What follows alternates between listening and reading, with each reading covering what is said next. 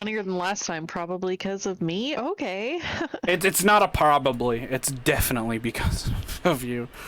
It's because having a guest makes things so much better. Yeah, I agree. Having a guest for the first one would have been nice, but I didn't want to because I didn't have anybody slated. Well, you gotta start Like somewhere. I didn't. I think it's good that you did it. You know, you got the ball rolling. Yeah, because it's like if I didn't incorporate that first, right? If I didn't have the first episode just be me kind of showing like how it worked, I don't feel like it would have went.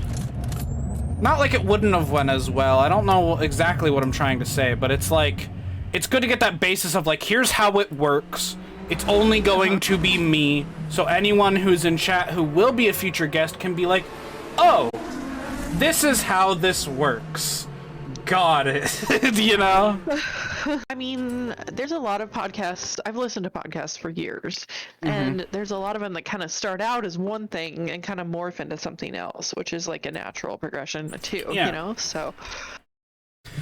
Well, and the thing is that this isn't the first time I've done this podcast. This is the first time that this podcast has ever been called bullshit, and I've ever done it essentially solo. This podcast is made in the same exact structure, the same exact ideals, the same exact way that my first ever podcast was, which was B&B with my friend Brett. And I held off on doing a podcast like this for so long because I was just so enamored with the chemistry me and him had. I talk, every time I talk about Brett to people, it sounds like I'm in love with the guy. That's not the case. It's just, he's literally... He was / I would still even say is, because we occasionally still keep in contact. He is literally the closest thing that I've ever had to like the best friend, if you know what I mean by that. Like literally like my brother. And we had such good chemistry in the podcast. He would never look up any fucking gaming news, so he had the angle of if somebody was listening and they had no idea about this really cool fucking game that's coming out, I can describe it to them and the viewer can relate to him in terms of, wow, they're hearing about this for the first time and they're gassed about it. It's making me gassed about it. Holy shit, hype, right? Right. On the flip side, if you're somebody who, for example, already knew about the Harry Potter game, and I was talking to him who had no fucking clue that the Harry Potter game even existed, and the person watching who's a fan of that game and has been following it is gassed about it, and I read about it and it gets me kind of gassed, and now there's two gassed people with this like viewer-creator connection, and now you get to hear how excited it makes somebody who's never heard about it before, and that gets you engaged. So it's like, it was this nice balance of engagement, and unfortunately, he had some life kickoff, and he's not nearly as available as he once was, so we had to cancel it. But I'm glad that I can kind of give it a new birth in this form and have and I think it'll be fun for you to and- have like some different people, you know, on as guests to just like riff on things, and especially if like, you know, if you come across topics that you think like somebody will have more like knowledge on, you know, like if you were to bring up some like Sims news, you would definitely like want to call me back, you know. Yeah, we could talk about Sims news. Furries. First of all, that's old news. There's been like an expansion since then. So All I remember, dude, the last Sims news I heard was the fur. all right, I think I need to pop out. I gotta go. Wow. take care of a few things. Limbs popping out of the after show, everybody. Is that bad? Do No. you need me to stick around? No, I don't. I mean, if you gotta go, you gotta go. You're good. Yeah. But I would definitely come back. It was fun. Hell yeah. Yeah. Okay, bye-bye, Lim. Look at that car you're driving. Yeah, it's the Camino. I love it. Because it's got, you know, I made it really white and goopy on the black. Weird. It must have like a. This does not sound like what this Camino would sound like. This is after it's had an engine swap, so. No, I don't even hear it. I don't hear volume up. But. Oh, okay. Oh, I'm sorry. You're good. I know you did. Alright. But yeah, I would definitely come back again. That was really fun. Yeah, thanks for being here, Lim. Appreciate it. Anytime. I'll talk to you later. Love you, bitch. Bye-bye. Love you, bye. Alright, how do I hang up? The fucking boomer energy of, how do I hang up? Just, I'm not. But I'm genuinely interested in how that Victorian survival game is gonna go. That sounds really fucking interesting to me. I'm not gonna lie. Sounds really fucking interesting to me. Like, I'm hoping that it's not like, as much as I compared it to Valheim in the moment, I really hope it's not like Valheim. I hope that it's like, I hope it's kind of like how I described, where like each biome is like a level almost, and like, so you start the game, right, in like, I don't know, you start the game in like a forest, right?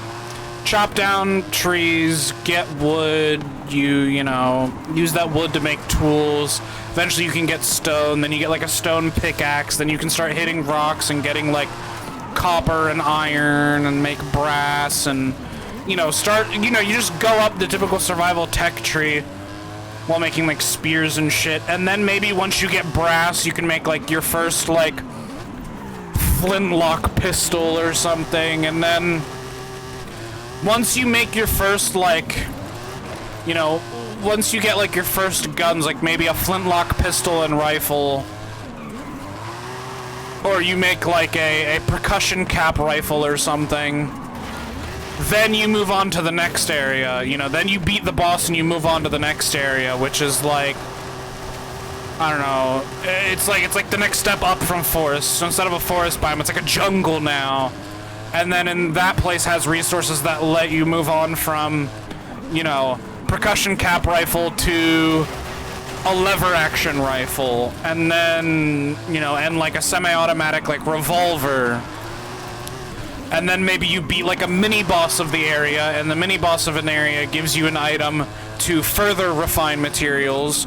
So now you can move on to making like a semi-automatic like 1911 type pistol, and you can make like, I don't know, like an M1 Garand rifle. And then after that you fight the boss of the jungle area.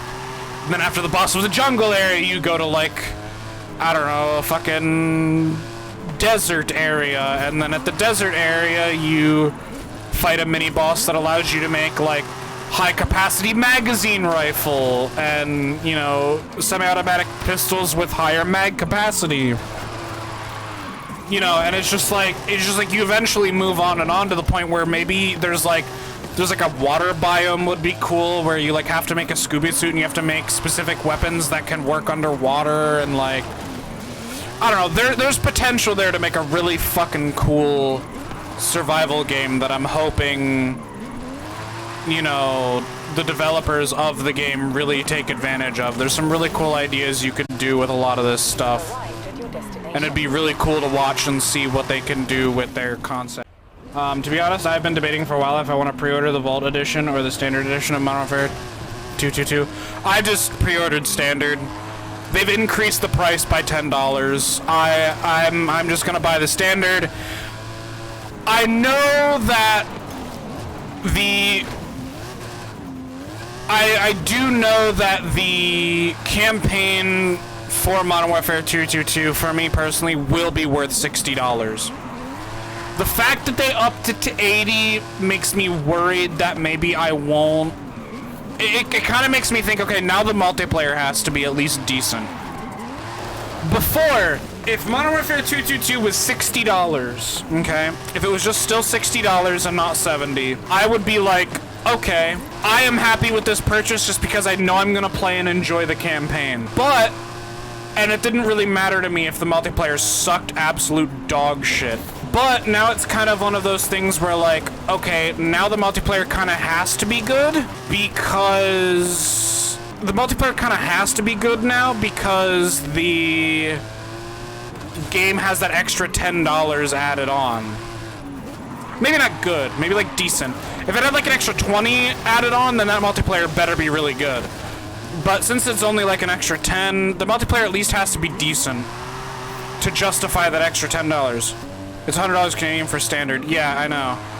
They increased it by $10. I'm assuming the reason they increased it by $10 is because they're not going to be yearly releases anymore. They're going to be bi-yearly or tri-yearly. And if they're going to be bi-yearly releases, the extra $10 makes sense because, you know, I mean, compared to what we were getting, it's more content. I don't necessarily agree with it, but I'm just saying from a business standpoint, it makes sense. You know, the business model that Activision has been going for with COD, it makes sense that if there's an extra year of development, you give it an extra $10 on the price tag. Makes sense from a business standpoint, not necessarily from a moral standpoint. Like, I don't agree with it, but I'm just saying it makes sense. That being said, I'm hoping that they also end up releasing all of the old Call of Duties that nobody really gives a shit about and just kind of want to go back to for nostalgia to Game Pass. I'm hoping that Microsoft actually works out a way that they can actually add all of the old Call of Duties from a certain year and prior to Game Pass. I feel like that would be a huge dub for not only the company, but also gamers. It'd be a huge dub for Microsoft because they'll get more sales for Game Pass, you know, shit like that. I'm looking forward to the Victorian survival game. I'm looking forward to Modern Warfare 222. Maybe the campaign will be speed runnable. I hope it is. I hope there's no, like, really long, drawn-out fucking on-rails segments that's gonna make me hate my life if I try to fucking speedrun it, you know, all that shit. I'm just getting the standard edition of the game. Like, yeah, the other editions of the game are cool and all, but honestly, since the base game's price has gone up $10, you can kiss my fucking ass if you think I'm gonna spend any more money than that $60 if I don't have to. And since you've made me spend $70 instead of $60, I'm definitely not giving any more money to that game. Even if I'm balls deep in the multiplayer like I was with Modern Warfare 2019 and the season pass looks good, I'm still probably not gonna buy it. I'm gonna be like, fuck you, use my extra $10 you took from me to buy the game towards my battle pass. But yeah, again, the additional $10, it makes sense from a business standpoint for the business model, but it's really fucking annoying as the consumer to be like, wow, I have to shell out another $10 to this company, play this game. It's slowly but surely, honestly, getting to the point where it's almost not worth to be a COD fan. I don't know how many times I can be let down by Call of Duties until I learn to stop buying them. But I do have fun with them occasionally, so I guess it's worth. But yeah. So I guess I'm going to end it there. Thank you all so much for watching the Bullshit Podcast. I appreciate everyone who came by. Thank you, Lim, again, even though you're not here, for being part of the podcast and the first bit of the after show. I appreciate it. I love you guys, and I'll see you in the next one.